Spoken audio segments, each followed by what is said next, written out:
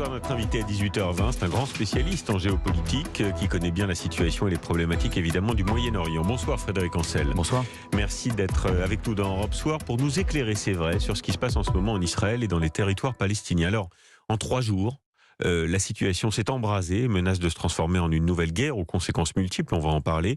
Et on a assisté déjà à des lynchages dans les deux camps. Celle de cet homme, d'abord en direct à la télévision, qui a beaucoup choqué en Israël, qui est a priori arabe, passé à tabac par des dizaines de juifs, issus, dit-on, de l'extrême droite, au sud de Tel Aviv. Comment d'abord vous réagissez à ces images ? Je réagis très mal parce que ce serait une première en Israël. Je vous rappelle que l'État a été créé en 1948 et que sauf quelques jours de violence plus ou moins spontanée en 2000, donc autrement dit au début de la deuxième intifada, extrêmement meurtrière elle-même, voilà c'est ça, mais il n'y a jamais eu en Israël de véritable prodrome d'une guerre civile, en dépit effectivement de la présence de deux grandes communautés, on va les appeler comme ça, les Juifs et les Arabes. Cette menace de guerre civile, elle est réelle aujourd'hui, Frédéric Ancel ? Je crois pouvoir affirmer que non, ou plus exactement qu'il y a peu de chances qu'elle se produise. D'abord parce que depuis 1948, les 20% de citoyens arabes israéliens ont toujours été extrêmement loyaux à Israël. Pour l'essentiel d'ailleurs, ils bénéficient de quasiment tous les mêmes droits et devoirs civiques. On l'a encore vu récemment aux élections. Et puis, sur le plan politique et social, si vous êtes arabe israélien et que vous regardez une carte du Moyen-Orient, vous réfléchissez à 2 fois avant de vous dire, bon, puisque c'est comme ça, je n'aime pas l'État et sa politique, je m'en vais. Oui, vous partez où ?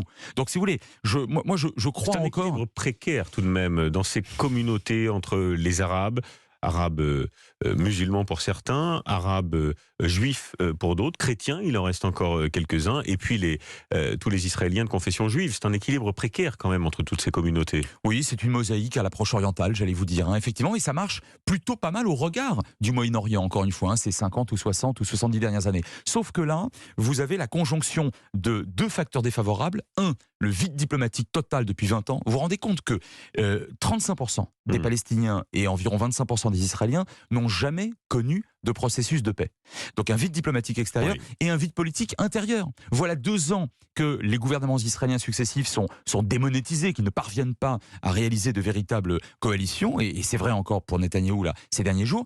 Et du côté palestinien, Mahmoud Abbas, qui n'avait pas organisé d'élections depuis 15 ans, en organise et les annule, sine die, les reporte sine die, de manière extrêmement brutale. Donc l'expression de la jeunesse israélienne et de la jeunesse palestinienne, elle a été totalement bloquée. C'est une escalade de violence, on utilise ce mot qui est un peu galvaudé aujourd'hui, à laquelle on assiste, qui paraît sans fin. Près de 1500 roquettes ont été tirées depuis la bande de Gaza, auquel Israël riposte par des frappes, avec un lourd bilan, plus de 80 morts au moment où on se parle, palestiniens, dont des enfants, 7 côtés israéliens, des centaines de blessés.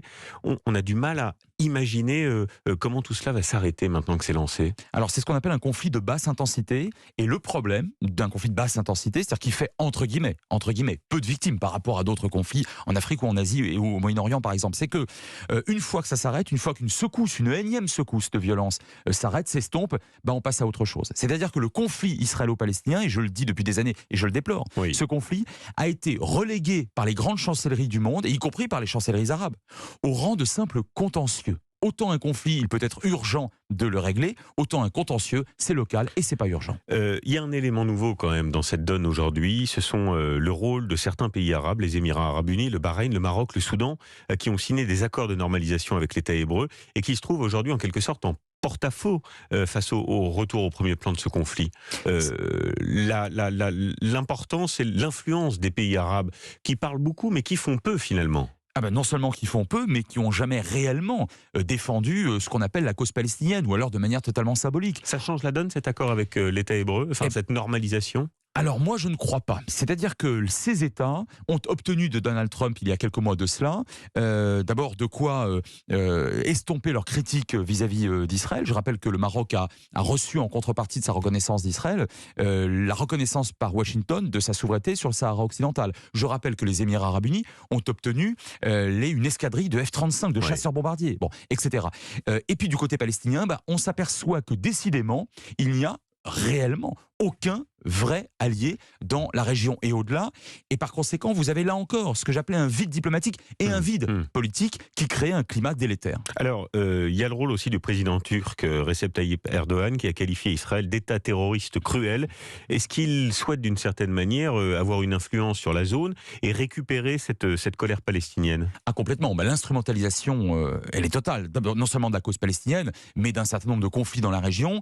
Monsieur Erdogan a pris fait et cause pour les frères musulmans, les Ikhwan, donc les durs au sein du monde musulman et en réalité des islamistes. Mais ça a été vrai dès le printemps arabe, qui a prévalu il y a 10 ans maintenant. Donc monsieur Erdogan soutenait systématiquement les frères musulmans. Or, le Hamas, qu'est-ce que c'est sinon la branche palestinienne des frères musulmans? J'ajoute que l'allié privilégié dans la région aujourd'hui de la Turquie, c'est le Qatar. Et le Qatar soutient qui? Les frères musulmans. Est-ce qu'on peut imaginer, Frédéric Ancel, une intervention au sol de l'armée israélienne à Gaza? Oui, on peut l'imaginer parce que ça a déjà eu lieu. Je rappelle qu'il y a déjà eu 3 conflits entre le Hamas et Israël et à 2 reprises, les Israéliens sont intervenus au sol. Le problème pour Israël, il est d'une part éthique, d'autre part politique. Oui. Éthique parce que de toute façon, ça va faire énormément de victimes, tant chez les Palestiniens que chez les soldats israéliens, et politique parce que Netanyahou, a priori, même s'il est encore Premier ministre, mais un Premier ministre sortant, j'allais presque dire par intérim, il n'a pas nécessairement l'imprimatur, le soutien de la société israélienne après une énième élection qui finalement ne lui a pas permis d'être réellement Premier ministre. Je vous pose la question parce que sur le terrain, il y a des éléments qui semblent l'indiquer, la mobilisation des réservistes, le déploiement près de l'enclave d'unités d'artillerie, de blindés, d'infanterie. On a le sentiment quand même que l'armée israélienne se prépare. Elle se prépare, mais est-ce qu'elle se prépare parce qu'Israël veut montrer ses muscles et sortir de la crise la tête haute et être quelque part le vainqueur ou en tout cas le co-vainqueur au jour du cessez-le-feu, ou est-ce qu'elle se prépare parce qu'elle va réellement intervenir? Et ça, c'est très difficile à dire aujourd'hui. Bien. Ce qui est frappant, c'est que cette fois, c'est un conflit aussi 3.0, déclenché par les réseaux sociaux notamment. Tout a commencé visiblement sur TikTok, le réseau social, le 15 avril. Des jeunes arabes de Jérusalem postent une vidéo de leur altercation avec un chef religieux juif dans le tramway. Elle suscite la fureur de certains Israéliens et après une seconde agression filmée cette fois à Jaffa, les ultranationalistes juifs défilent porte de Damas à Jérusalem-Est, ce qui entraîne des émeutes palestiniennes. Un rien peut déclencher la guerre à laquelle on assiste aujourd'hui. Vous avez raison, mais c'est comme ça depuis la nuit des temps.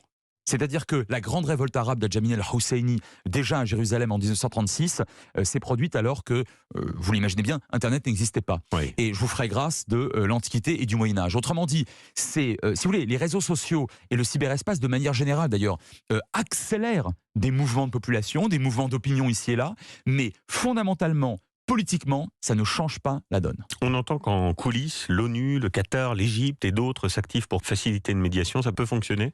De toute façon, rien d'autre ne peut fonctionner. C'est-à-dire que l'impulsion de Washington d'une part, l'impulsion d'un certain nombre d'États arabes qui ont intérêt, je parle des régimes arabes, à maintenir la stabilité. L'impulsion américaine de Joe Biden, ou elle paraît timide tout de même? Alors, elle est timide parce que ce ne sera pas la priorité pour Joe Biden, qui a 3 grandes priorités. Il l'a dit, et on peut les comprendre d'ailleurs, c'est le nucléaire iranien, qui n'est pas directement lié d'ailleurs à l'affaire palestinienne. Oui. C'est bien évidemment la rivalité commerciale avec la Chine et la rivalité politique avec la Russie et le dossier de l'OTAN. Bon, le conflit israélo-palestinien, je le disais tout à l'heure, est perçu à Washington comme ailleurs comme un simple contentieux. Alors ça ne veut pas dire qu'il n'y a pas de réaction, vous l'avez dit, elle est timide, mais je pense que sans l'impulsion, même timide, de Washington, on ne peut pas en sortir. Oui, le secrétaire à la défense américain, Lloyd Austin, a d'ailleurs réaffirmé le soutien des États-Unis au droit d'Israël à se défendre. C'est un peu la rhétorique habituelle américaine là, à laquelle on assiste. Oui, c'est vrai. Alors, habituelle pré-Trump, parce que Trump n'était absolument pas crédible du tout. Mais il faut bien comprendre que Joe Biden provient de la famille politique la plus favorable à Israël dans l'ensemble du giron politique américain, c'est-à-dire la droite du Parti démocrate. Et que la majorité des citoyens américains, mais également des congressmen, démocrates comme républicains, sont favorables non pas tant à Netanyahou qu'à Israël de manière générale. Alors, dernier mot, peut-être, pour en sortir de ce conflit, cette 3e réunion en urgence du Conseil de sécurité de l'ONU qui est attendue demain, qu'est-ce qui peut concrètement en sortir, et est-ce que ça marche encore cette diplomatie-là? Une exigence de cessez-le-feu peut en sortir. En tout cas, les 3 fois précédentes, ça a marché. Et je vous dirais que ça a marché à chaque fois qu'il y a eu guerre entre Israël d'une part et 1, 2 ou 3 États arabes d'autre part. Donc j'ai presque envie d'inverser le postulat en vous disant que c'est la seule manière dont on peut réellement en sortir. Qui est l'interlocuteur des Nations Unies au Hamas? Et comment se font les négociations avec ce groupe qui est qualifié de terroriste? Alors, question centrale, il n'y en a pas. Pourquoi ? Parce que le Hamas n'est pas reconnu par le quartet, qui Oui. avait été monté à Mais l'époque alors, par les grandes Pour puissances. négocier un cessez-le-feu, comment on fait? On le fait discrètement et on le fait sur le plan strictement technique et militaire. D'ailleurs, je rappelle à vos auditeurs qu'un cessez-le-feu n'est pas un acte de paix, c'est pas un acte politique d'ailleurs de manière générale, c'est un acte militaire. Et c'est provisoire et c'est garanti par pas grand-chose, mais c'est déjà ça. Par définition, on cesse le feu. Donc autrement dit, on peut discuter avec le Hamas Oui. assez discrètement et surtout sur le plan technique et militaire. Mais sur le plan politique, malheureusement, ça ne résout absolument rien. Bien, merci Frédéric Ancel pour ces Merci à vous. éclairages. Merci à vous.